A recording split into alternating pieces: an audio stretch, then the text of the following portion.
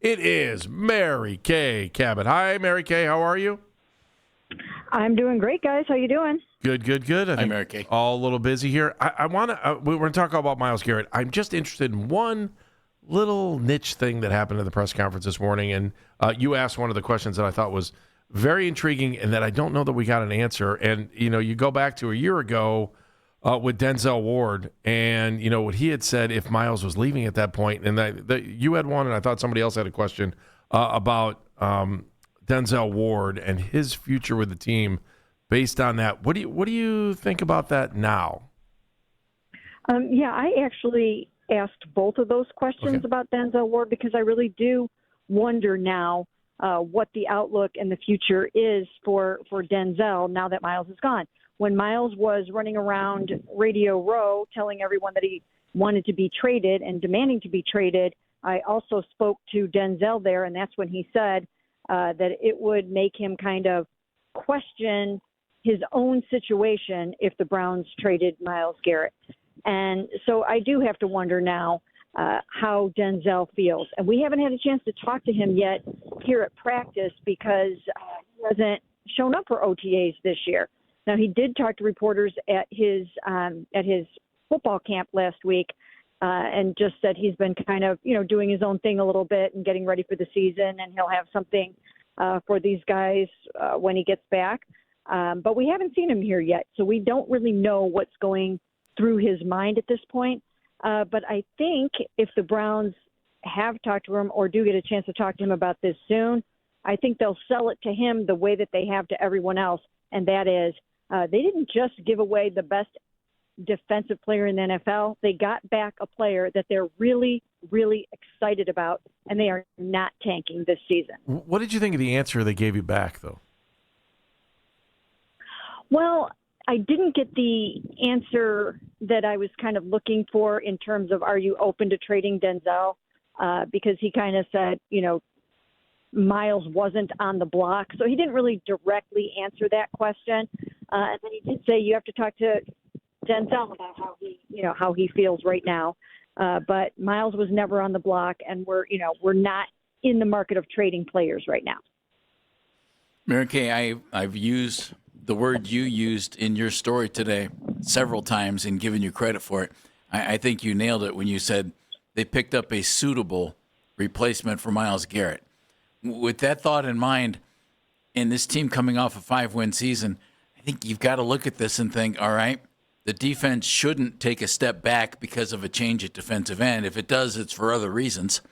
And they picked up some draft capital that they might be able to put to use if they need it for a franchise quarterback in this coming draft. Am I reading the tea leaves correctly there? Yeah, I think so. I really do believe that this was a wise and shrewd move for them. And I look at it as though they got 2 first-round picks out of it, and one of those first-round picks is Jared Verse. And they already know they nailed that first-round pick because he's a 2-time Pro Bowler and the NFL Defensive Rookie of the Year in 2024. We looked some things up today and discovered that of the group of 19 players since I think 1998 that are in that category, 8 of them have gone on to make the Hall of Fame. That's something Myles Garrett never even did. NFL Defensive Rookie of the Year plus 2 original ballot Pro Bowls in his first 2 years. So I think that the Browns probably have a premier edge rusher on their hands here for a long time. They're very, very excited about what he brings to the table. And I just think that this was a really, really good move for them at this point in time.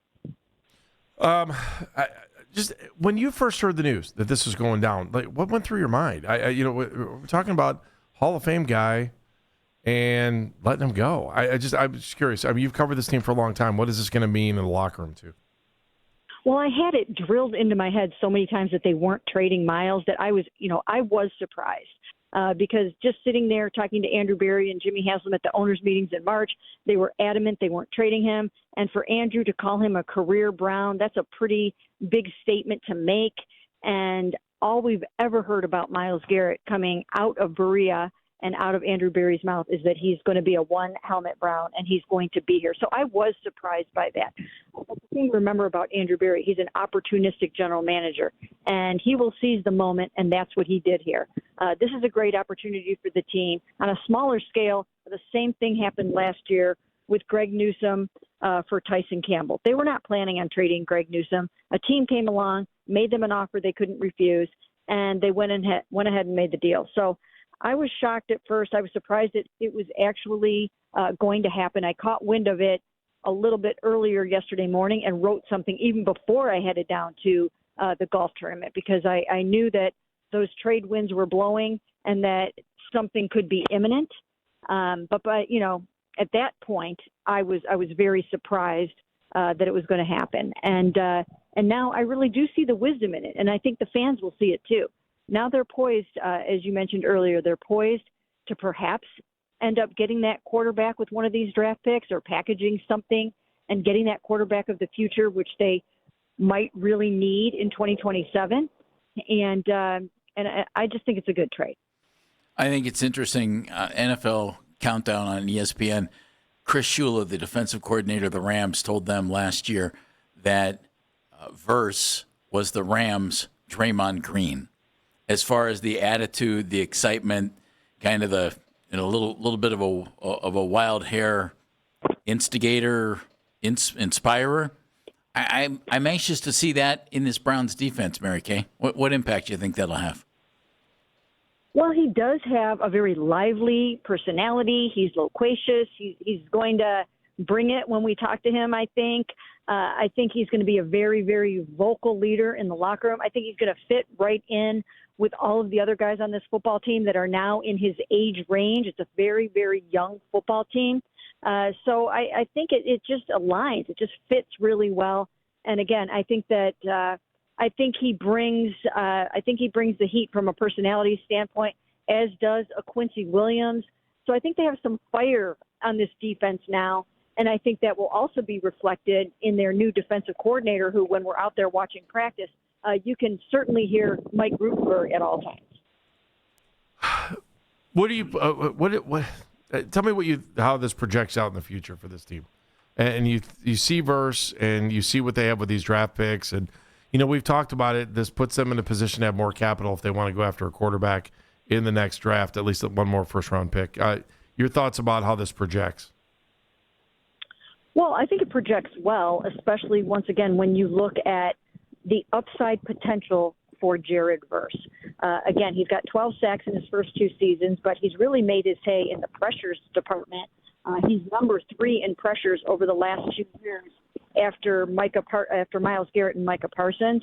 And so they're going to be in great shape from that standpoint, I believe.